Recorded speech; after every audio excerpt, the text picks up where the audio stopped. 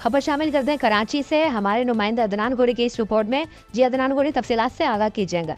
जी बिल्कुल। जमीयत उलमा इस्लाम पाकिस्तान मोहम्मद ख़ान शरानी ग्रुप के Karachi deputy general secretary हाफिज़ अहमद अली साहब और यूथ विंग कराची के सदर राना मोहम्मद साबिर साहब और ज़िम्मेदारान कारकुनान की जानिब से कोयटा में फोर्सेस के आर्मी के ऊपर हमले की शदीद अल्फाज में मज़म्मत करते हैं और जिन दुश्मन अनासिर ने ये हमला किया है उन पर सख्त से सख्त कार्रवाई होनी चाहिए। कोयटा धमाके में सिक्योरिटी फोर्सेस के 19 जवान शहीद हो गए।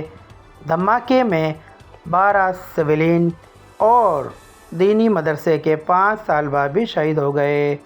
अल्लाह ताला शहीदों को जन्नतुल फिरदौस में आला मकाम अता फरमाए।